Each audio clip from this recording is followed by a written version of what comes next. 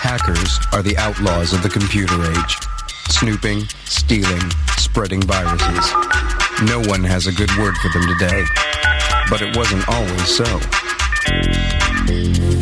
This hacker started a revolution in computers. And this is the hacker who inspired him. And this is the hacker who followed in their footsteps and paid the price.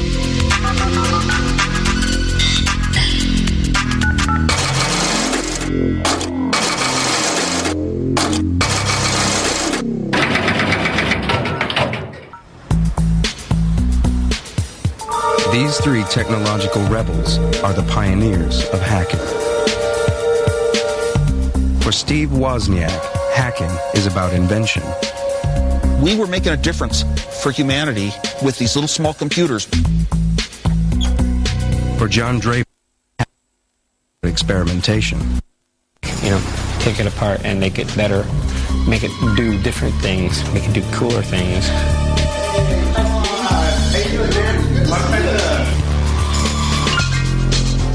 For Kevin Mitnick, hacking is about subversion. It's about the forbidden knowledge. It's about pranksterism, about trying to outsmart the other. It's about the knowledge, the intellectual challenge.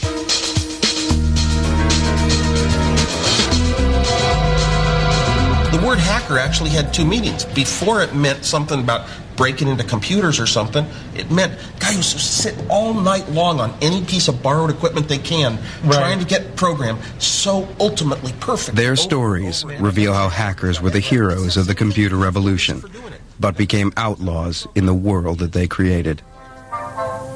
Hi. Where does this wire go? Well, you see, this is a telephone wire. And it's going to run from your house and a big cable on top of that pole. We imagine hacking to be all about computers, but it wouldn't be possible without the telephone network, and that's where hacking began. In 1970, John Draper was fresh out of the military and was studying electronic engineering when he stumbled across a secret world. It all began with a call from a guy named Denny, who promised to reveal the secrets of a new craze, phone phreaking. He started to explain to me about phone phreaks. I said, what's a phone phreak? And he was explaining to me, well, we play with phones. I said, yeah, I can see that. I said, well, what do you do with phones? And he says, well, we understand the system. I said, can you make free calls?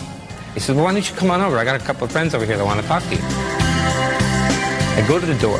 His dad answers the door. I says, I'm here to see Denny. He says, come with me.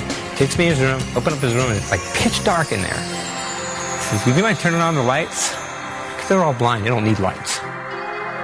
So we got to talking, and I said, show me one of these ways of making a free call. I'm really interested.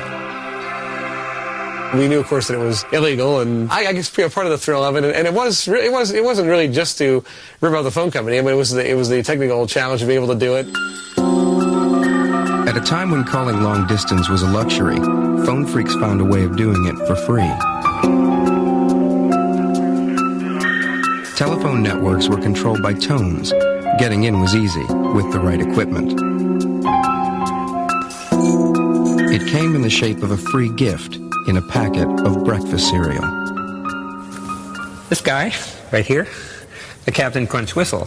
And if you glue this hole right here, like this, that's 2600. When you blow the whistle into the phone, a little chink sound, that's the acknowledgement coming in from the other side saying, you're ready to process the call. Armed with a Captain Crunch whistle, phone phreaks could seize control of telephone lines anytime, any place, anywhere. In fact, one of the things that we used to do is to go to the airport, walk along blowing the whistle next to a bank of payphones and disconnect their calls. In the days when calls went through to operators, phone phreaking wasn't possible. But as human switchboards were replaced by mechanical systems, different noises were used to trigger the switches.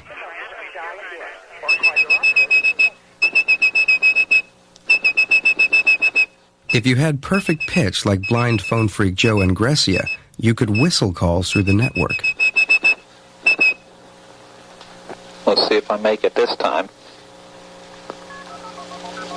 This is really hard to do. It sounded like all the tones were present, so the phone should be ringing about now.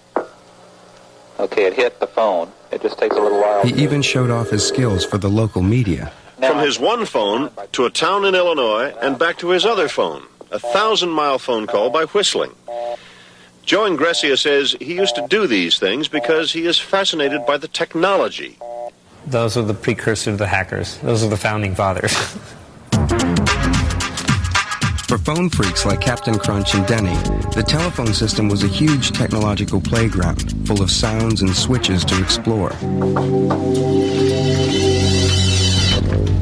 30 years on, they're getting together to relive their exploits. Hi, Denny. Hey, buddy. Going out. Long time no see. Yeah, how you doing? How you doing, Joe? Hey. What's going on, buddy? Denny. Yeah. Let's go phone tripping. I got to try out my new box. The golden rule was never freak from home. If you did, the phone company could trace you. During the time that I was with Denny, I would pile Denny up in the Volkswagen van. Hop on in, dude. We'd go out to the absolute smallest rural area we could find on a map. Go out there and just camp out at a payphone and start hacking.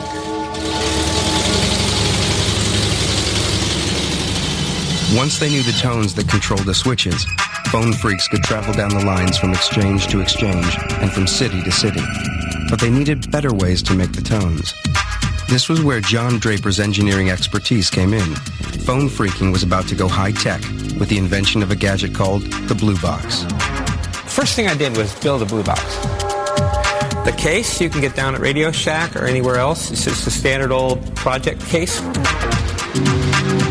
The keyboard pad, I think we got that from like a junkyard or something like that. Here we go. The Blue Box is nothing more than a tone-generating device that generates a certain set of tones. And the phone company thinks these tones are coming from their own switching equipment when indeed they're only coming from you. Basically, it's the keys of the kingdom. If I wanted an operator in New York, I do key pulse 121 start, and it will connect me to the operator in New York. Your call cannot be completed. Equipped with a Blue Box, phone freaks made calls all over the world, often just for the fun of hearing a recorded message in a foreign language. The fact the phone company allowed the system to be set up that way was really flabbergasting me. I couldn't believe it was that easy to do. KP 182 start. The patterns of the numbers really intrigued me. I was actually in an upper level access to the phone company. I was in a real raw level of access. Blue Box technology was freaking's big bang. The illicit network expanded, and before long, phone freaks were holding secret meetings on conference lines deep inside the system. Most people would just talk about phones. Most people would talk about, usual things kids talk about, their girlfriends and phones and things like that. We had a girl on here, from California. She played operator. It said she had a person-to-person call from Jerry Doyle in Miami. The conferences of those days were kind of like what the chat rooms are today. I'm in Florida, Derek. Hi. I never talked to you before. Are you in Australia? No, I'm in England. Oh, England. I can't tell the two accents apart, you see. It was a social place for me to meet my friend or friends that were in the same interest that I had. Gee, it's funny being on a conference without Big Mouth Jeff, man. It was kind of like a secret society. This is the smallest, lightest, most easily concealed blue box now made by underground scientists. But the secret society was growing. When phone freaks have a convention, people don't give their right names. Masks are given out at the door. The early phone freaks, I think, did their freaking with the hacker mentality. One of the most complex systems on Earth at that time was the phone system. And to be able to know its ins and outs was, a very rich field of discovery. There was a guy that called himself around the world, from the one payphone around the world with a payphone beside him. He's like, hello, and there's a lag, and hello, how are you? I'm fine, It wasn't just mechanical switches that the phone freaks learned to manipulate. They also became skilled at manipulating phone company employees, an art they called social engineering. Social engineering aspect of freaking, Denny was the expert on that. That's just the ability of going in and talking to people on the inside of the phone company, making them believe that you're working for the phone company. Ron, how you doing? Good, buddy. This is Bob from the Alpine office in Phoenix, Arizona. We had a test that we needed to run, a transmission test. They need to have the sleeve lead broken off on the intercept strap, and then put the strap back on. You can call the switch room, you can call the frame room, you can say, well, this is Fresno here. We got a translation error going into your trunk here. Could you pull up trunk number this, that, and the other thing, and give me the trunk ID code for this, that, and the other thing, you know? I mean, and the guy would do it. When the phone companies finally noticed the intrusion, they were less than happy. You know, a lot of us were certainly warned a number of times by, phone company special agents and that kind of thing, telephone company security people. The Phone Freaks conferences were soon buzzing with stories about investigations by phone company agents, in particular the notorious Mr. Duffy. Well, Mr. Duffy decided that he would pay Bill a visit. Bill's mother didn't feel like keeping Mr. Duffy from doing anything, you see. One of the chief special agents used to talk to me sometimes. He also talked to my dad sometimes, and hopes, of course, of getting me to, to quit. And then, of course, Duffy visited Bill at his school, and I don't think Bill said anything. I guess we'd stop for a little while, but then it's the old thing. You had fun doing it, and you kind of go back and do it again. Mr. Duffy would soon be eclipsed by a far greater threat: nationwide media exposure, thanks to New York journalist Ron Rosenbaum. It was like entering this Alice in Wonderland electronic outlaw underground. They were sending messages outside the accepted channels, but they were also inventing hacker sensibility. I think one thing the Phone Freaks responded to was a kind of generalized paranoia about phones and about communication. I think because of the anti-war movement and FBI reaction to that, everyone thought their phones were being tapped. The phone was sort of a focus for a kind of generalized paranoia about government intrusion, lack of privacy, that sort of thing. Rosenbaum tracked down Denny and Joe and Gracia, but Captain Crunch proved elusive. Captain Crunch is like one of the great American characters, a homegrown superhero fantasy. Everybody that Ron Rosenbaum interviewed, they talked about Captain Crunch. So I called him and I said, hey, look, we would really like you not to publish this article because it's really not a good thing.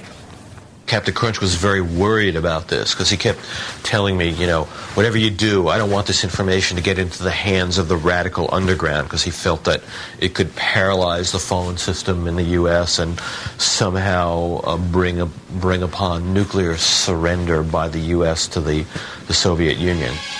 In October 1971, Ron Rosenbaum's article on Phone Freaks was published in Esquire magazine. I went to the library and I read the article, and I couldn't believe it. It was just so exposing. I said, oh my God. And I knew right then and there that phone freaking I knew it was ended. I read it to Denny over the phone, the whole thing. And everybody got on a conference call. One of the last conference calls we had, and I read the article to everybody because they couldn't read it and they couldn't believe it. I said, you guys really screwed up. You guys shouldn't have let this guy talk to you. Shouldn't have given this guy all this information. After the Esquire article, everyone jumped on the bandwagon. Hey, everybody! Whose number is 237-4059? These parasites piled on afterwards, mainly for the idea of stealing, in some cases, just like youthful vandalism. Hey, I'm doing something wrong, isn't that cool? But in other cases, for profit. In our accelerated program to catch phone freaks, which is more successful all the time, we find that we detect people who are businessmen. We find private detectives, stockbrokers, automobile dealers. We've even found some members of organized crime. The backlash hit the pioneers of phone freaking as hard as it hit the parasites. The LA people got busted. The Seattle people got busted. The New York people got busted. They came in, they had grand jury investigations coming in. They came to visit me, gave me a search warrant, searched my place. Since I wasn't really as heavily into it as some, I just got like a 10 days in jail, 3 years probation. It was suspended. And of course, everybody that got busted had my number. And I was made the kingpin because of the article. The authorities came down hard. Possession of a blue box could get you 2 years in jail. It was that one unlucky time that I just happened to have it. I get out of the car, right, and 3 cars went, one in front of my car, one in the back of my car, 2 in the side of the car, and the FBI agent just jumped and grabbed me right there. Captain Crunch was federally indicted for wire fraud and served a total of 4 months in jail. I was the black hat hacker, only for phones. I was like the bad, evil guy.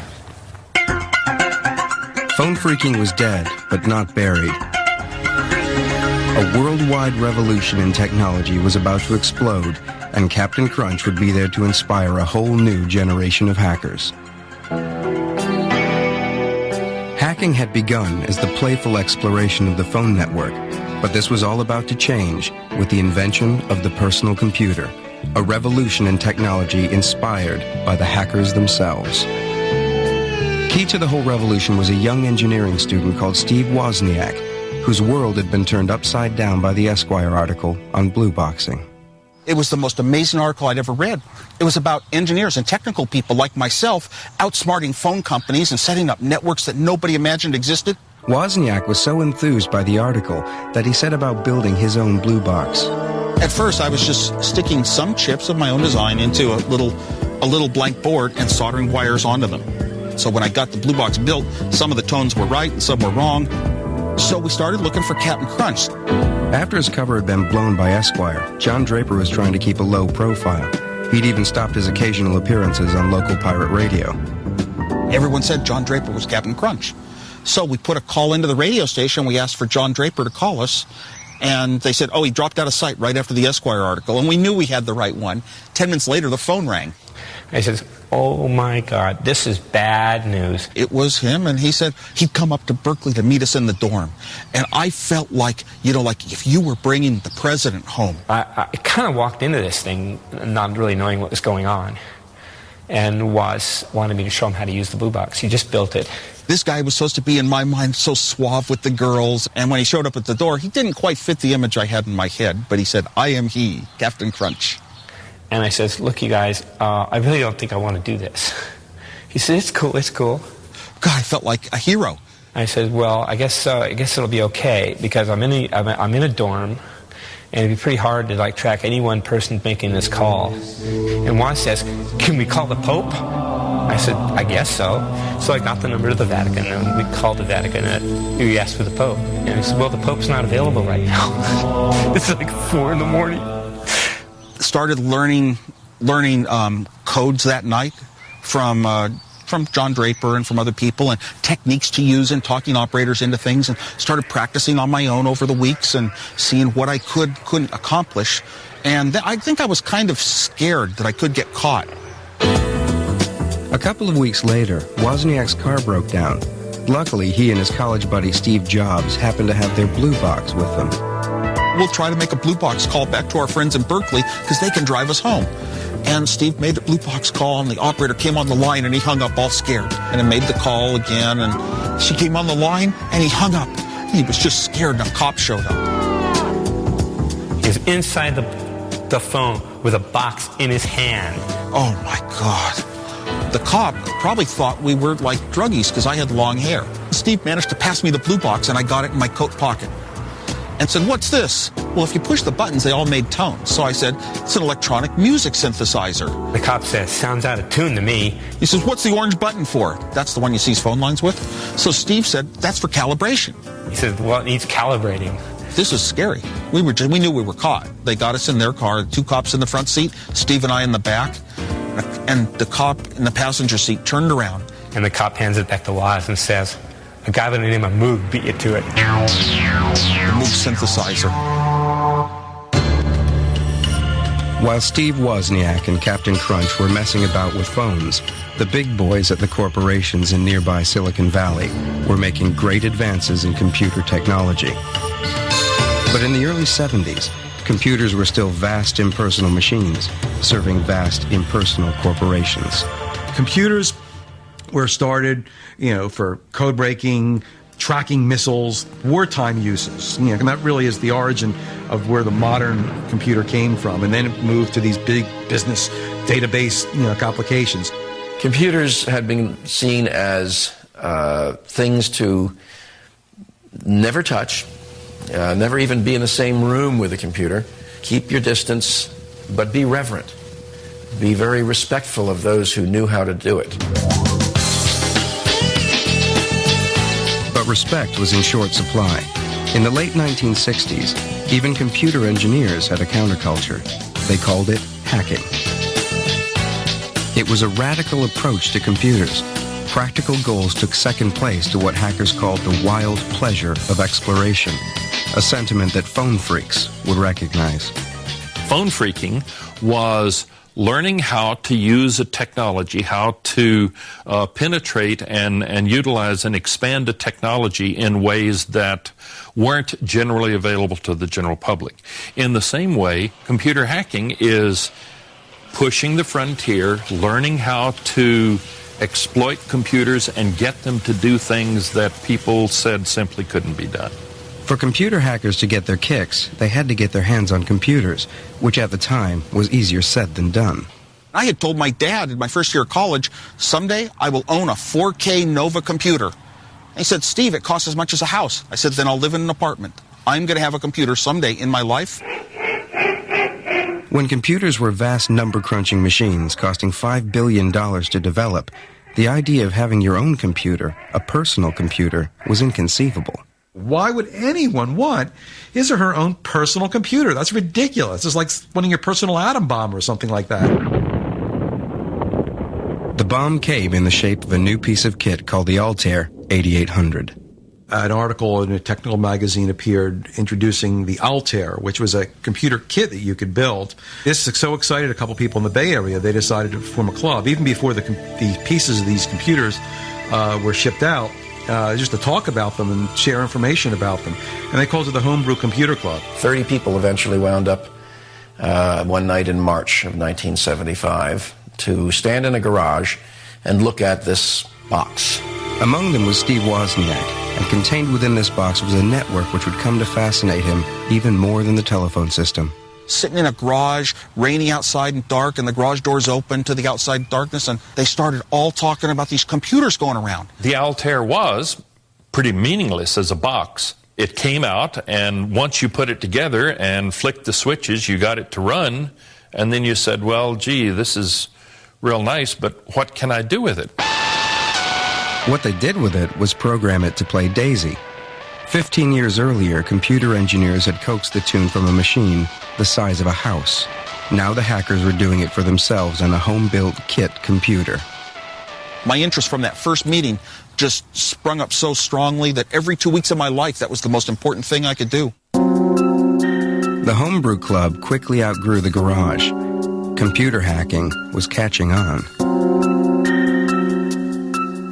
Someone would stand up and say, I've got this problem. Anybody know how to solve this? Or, hey, you know that problem that was mentioned at Homebrew 2 weeks ago? I found a solution to it. And it was a phenomenal information exchange. I just passed out sets of schematics to anyone in the club that wanted them. I Xeroxed tons of copies because, hey, I felt kind of proud they'd be seeing my work. Lee Felsenstein, who became the moderator of the computer club, very consciously set it up, as a hackerish enterprise. Total sharing of information. It didn't attract high-level people who have been successful in companies, business types. Didn't attract real engineers. The hard engineer would be blocked by his feeling that I have to have permission in order to do what's never been done before. We were there because we knew that we didn't need permission.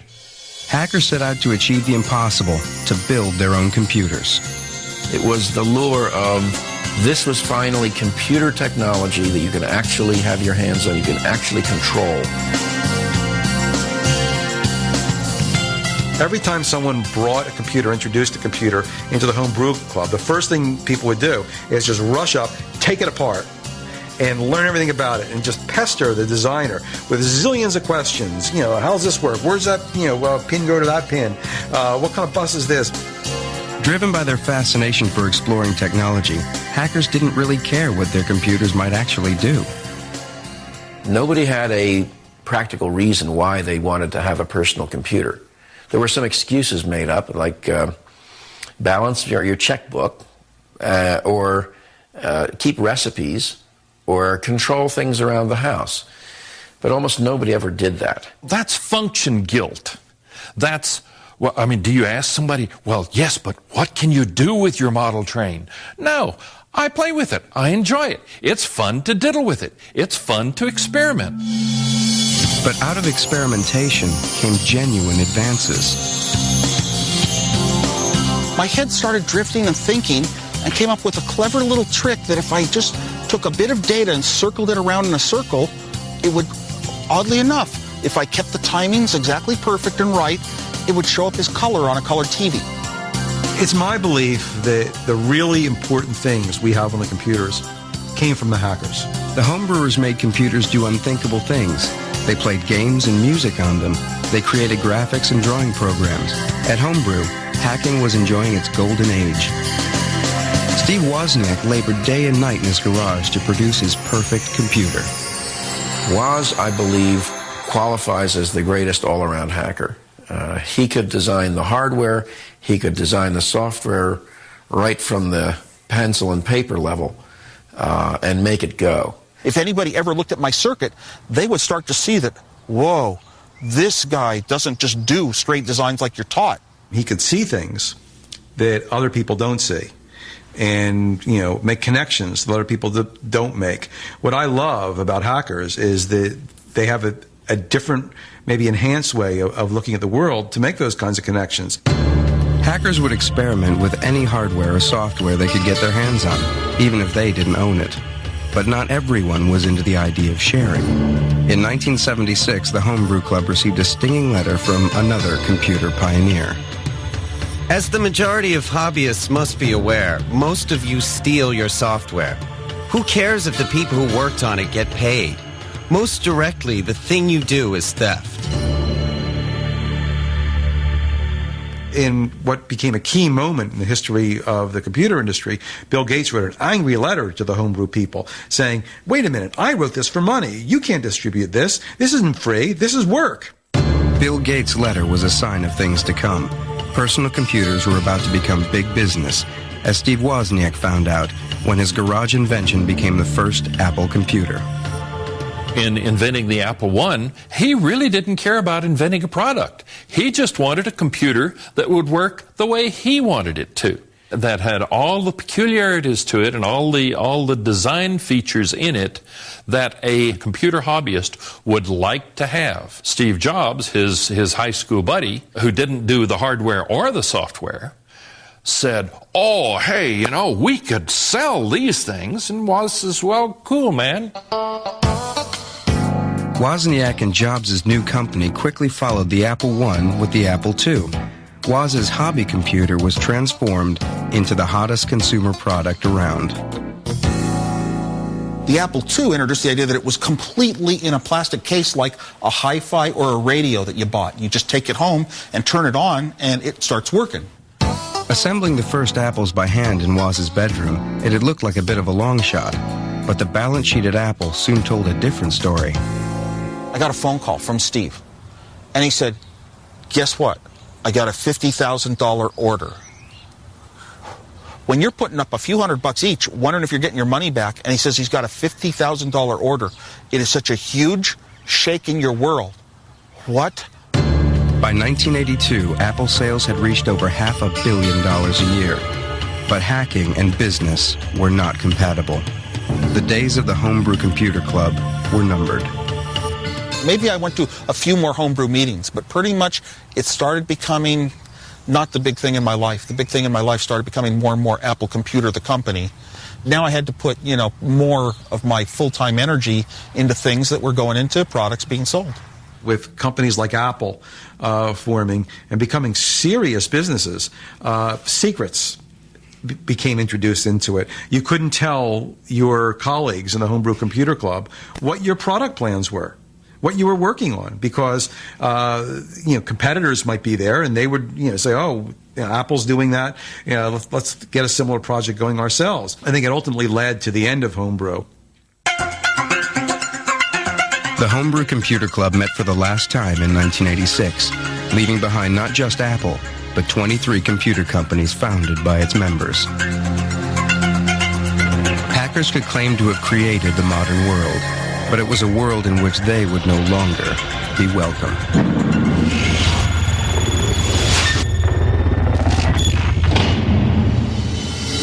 On February 15, 1995, a 2-year manhunt ended when armed FBI agents tracked down a wanted criminal to an apartment building in North Carolina. Hacking was about to become an outlaw profession. FBI, come to the door. I have a warrant for your arrest. About 1:30 in the morning, a knock comes on my door. And I didn't look at the clock, because if I looked at the clock, I wouldn't have even answered. Well, who is it? And they said FBI. The FBI had come for Kevin Mitnick, a 32-year-old hacker whose intrusion into other people's computers had made him public enemy number one. Mitnick was sort of in the wrong place at the wrong time for a lot of reasons. The internet was, starting to take off. There was more at stake at that time. And I think Mitnick, for the media and for some in the government, made a great scapegoat and was a great sort of boogeyman. 20 years before Mitnick's arrest, hackers had sparked the computer revolution. Members of the Homebrew Computer Club had wrested control of computers away from the corporations and put it in the hands of ordinary people. Kevin Mitnick was a child of that revolution. When I was in school, it was all about partying, smoking dope, going to drink, and stuff like that. And I was just really not into that, and I wasn't that socialized for whatever reason. And I would find hobbies that were, basically solo-type hobbies. For Mitnick's generation, there was a whole new electronic playground to explore. Corporations and government agencies were beginning to link up their computers. The telephone system offered a back way into these seductive networks.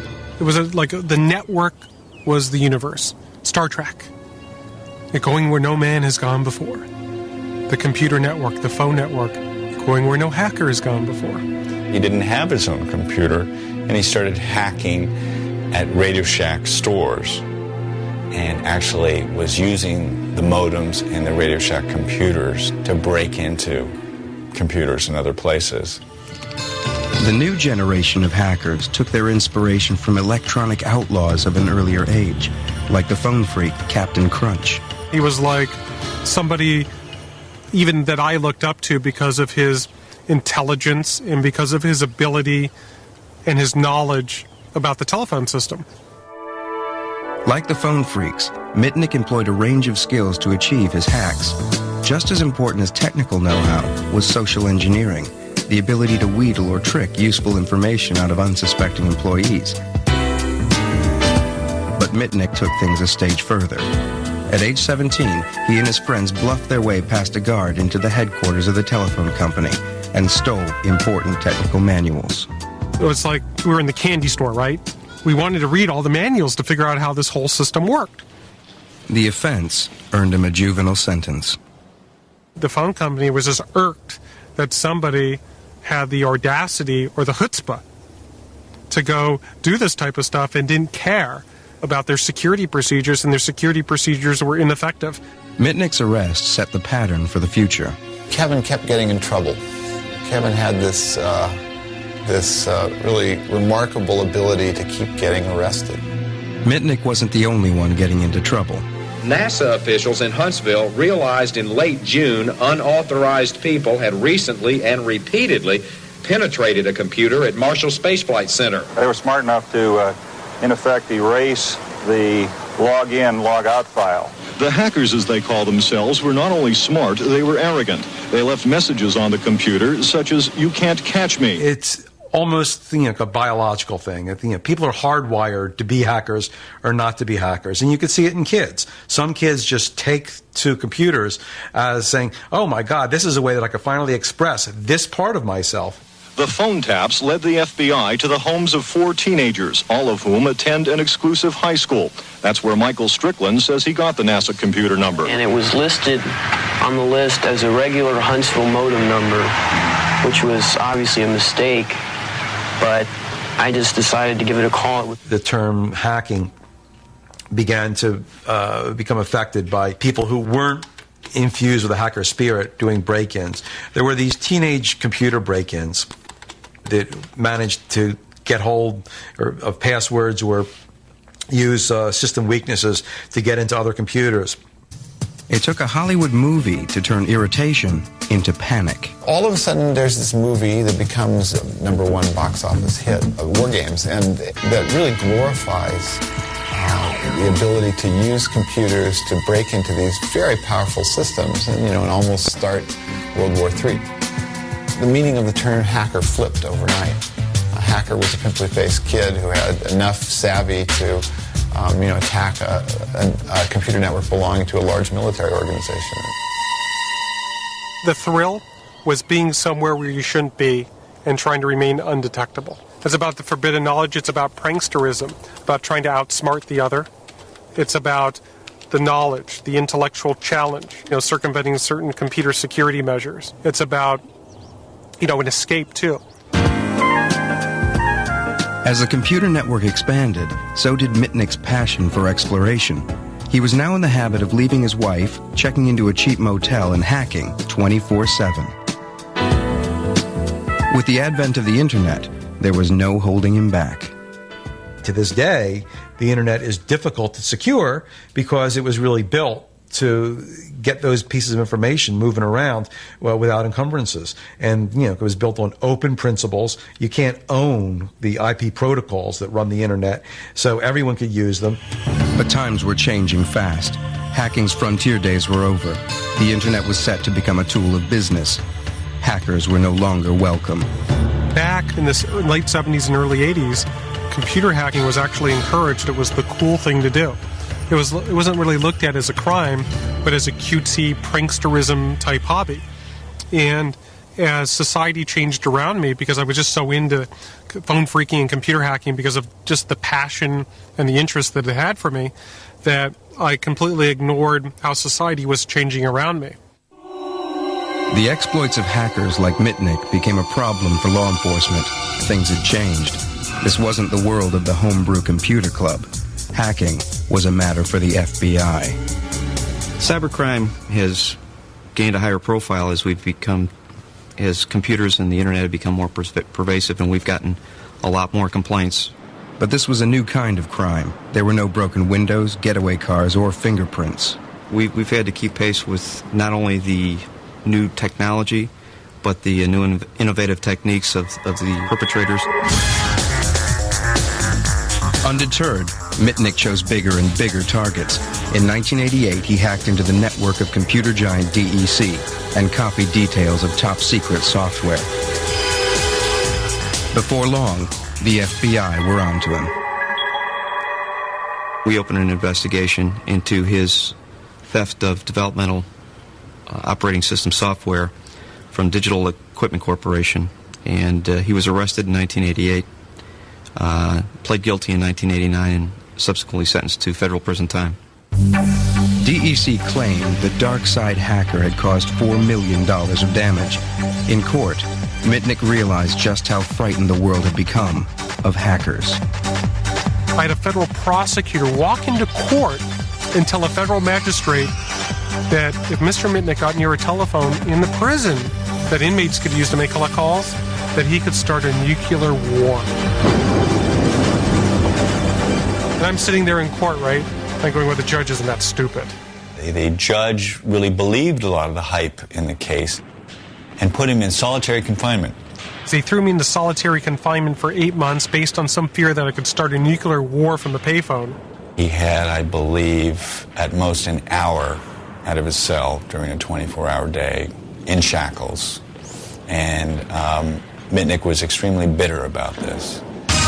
In 1989, after a year in jail, Mitnick was released on probation in order to attend a rehabilitation center for what the judge had called his computer addiction.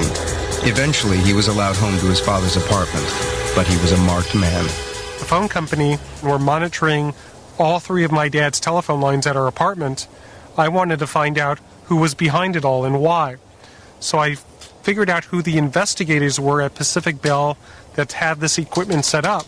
So I went about collecting intelligence. And how does one collect intelligence? By intercepting communications. So I was able to get their voicemail passwords for their voicemail system, like you have one for your home. I was listening to the messages and trying to gain any information they were discussing me. Well, the government characterized it as breaking into a computer. So they issued a warrant for violating my supervised release, and I was just pissed off. So I just said, hey, catch me if you can. When the FBI came to arrest Mitnick in December 1992, he was gone. He was on the run because he didn't trust the government and he didn't trust the FBI, and he believed if he talked to them, they would put him back in jail and he would be right back in solitary, and he'd do anything not to be back in that cell again. It was an adventure. I went to a town, went to a hotel, found a place to live, found employment at a law firm, and just started my life from scratch. But of course I had to build a past. And I did that myself by, built fake references, built an identity so I can support myself. What I did is I downloaded all the information of everybody that graduated with a computer science degree, and then I looked for a name that I would like. And I saw this name, Eric Weiss. And I knew that Eric Weiss was the real name of Harry Houdini. Because I was working at this law firm in Denver for about a year, a little bit over a year, under the name of Eric Weiss. And what my downfall was is I could continue to still engage in my hobby of hacking. Mitnick could break into a system by calling people on his cell phone while he was walking home, conning managers, secretaries, even executives into information. Kevin was systematically attacking the computers of some of the world's largest cellular telephone manufacturers, and he was stealing their source code. Mitnick was now hacking with a purpose, to keep one step ahead of the law. By hacking into mobile phone companies and copying the blueprints to their phones, he was able to make untraceable calls. He was able to elude us by virtue of knowing the telephone and the computer systems well enough to know what could be figured out and how quickly it would take to do that. So he definitely played the systems well. He never had any idealized goal or any real objective other than to keep hacking and keep staying one step ahead of the FBI. Mitnick's notoriety soon spread. In the summer of 1994, the FBI's failure to catch their internet outlaw became front-page news, thanks to journalist John Markoff. It was simply a good story. I mean, here is a guy who has been arrested before, who's managed to use his skills to avoid law enforcement. I mean, that's a good yarn. He created the myth of Kevin Mitnick, the John Dillinger of cyberspace. I think there were more than 60 unsourced allegations stated as fact, such as breaking into NORAD, planning false news story about Security Pacific Bank, about wiretapping the FBI. Markoff's portrait of Mitnick tapped into the growing fears of businesses and members of the public who were just getting used to the idea of a life lived online. That was the time when the internet was being talked about, the World Wide Web was coming out, and people were actually saying, we can make use of this in our daily lives and in business. And if we're going to be using this in business, we're going to need to make sure that it's secure, because if I'm going to put in millions of dollars and I'm going to have customer information or company information available to anybody over the net, I want to make sure it's available only to those people who I want it to be available to. Every one of us rely on computers in our everyday lives. Transportation, banking, Wall Street. Somehow a computer touches us in everything we do. When we pick up the phone, it's a computer. And people, they're not familiar with the technology, think that it's just this mystical, magical thing that this guy out there that's public enemy number one could manipulate and bring everything crashing down. When the FBI finally caught up with public enemy number one, he was living in North Carolina under the pseudonym Tom Case. FBI, come to the door. I have a warrant for your arrest. You got the wrong guy. Check the mailbox downstairs. Right away, I get on the telephone. I let my family know where I am because they had no idea that I was in North Carolina. I get a hold of my attorney. Just a minute. And I let him know that I had the FBI at the door. I ended up popping open the door just a crack to go, who are you? And right away, the door pushes in, and they go, are you Kevin Mitnick? I go, no. I said, I'm Tom Case, and why are you guys in my house? Don't you check the mailboxes before barging in on somebody? I acted very naive and angry. I go, do you have a search warrant? And they go, well, if you're Kevin Mitnick, we do. I said, well, I'm not this guy Mitnick, so where's your search warrant? Eventually, they said, well, we want to take you down to FBI headquarters and fingerprint you to see if you're this Kevin Mitnick or not. So I said, okay, absolutely. I said, just give me your card and tell me what time you want me to be there in the morning, and I'll be there. And they go, no, we want you to go down now. We're not interested in having you show up later. They go arrest him, cuff him, and I was under arrest. Mitnick was back behind bars, this time facing 25 charges of computer and telephone fraud. The case was so complex that Mitnick would spend 4.5 years in a cell before coming to trial. He was thrown in a county jail. He was actually beaten up. A lot of things were done to let Kevin know that the government was going to play hardball. The government made it clear that they might indict him in different jurisdictions, that he might have to face multiple trials.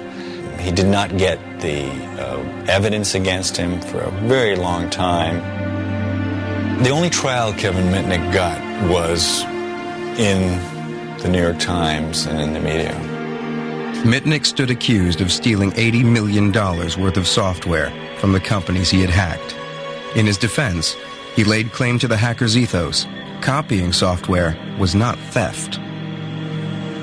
To do computer fraud or wire fraud, you have to deprive somebody of their money or property. Well, money wasn't an issue in my case, and property, when do you deprive somebody of property? Making a copy, are you really depriving that person of it? So it gets murky. The government never alleged, or was it ever proven, that I intended to use or disclose that information. The information was the trophy. It was the proof of the hack. Mitnick may have been a folk hero for hackers, but others didn't see it like that. I think the terms of the game have changed dramatically, and the kind of moral justification you could make for hacking, in a sense, that spirit really resonated well with an earlier world, and I think it really is not possible to justify it today in the same way. In 1999, Mitnick was sentenced to 5 years in jail, most of which he had already served while awaiting trial. It was a longer sentence than that served by many killers. He was let out on supervised release early last year.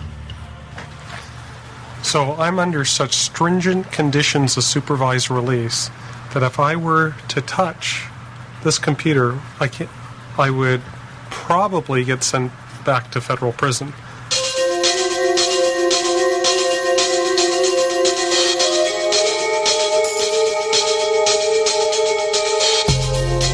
Kevin Mitnick may be banned from computers, but he can get together with his hacker heroes, Captain Crunch and Steve Wozniak.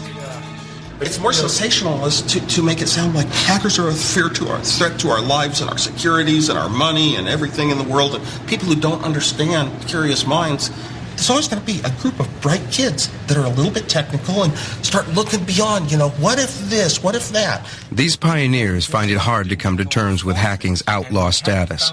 But the world has changed, and all that's left are fond memories and relics of the good old days. 30 years ago, 40 years ago, something like that. Does that bring back old memories? Yes, it does. There's, nothing I would trade for the success of Apple, except that year I'd never give up. 1 year at Berkeley. And before that, there is Captain Crunch whistle.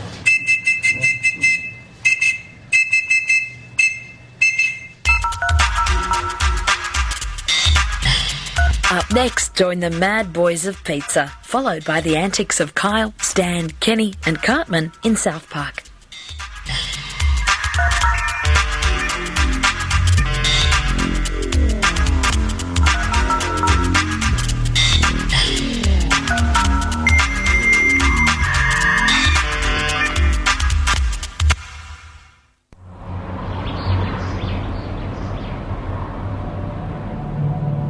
Misbehave.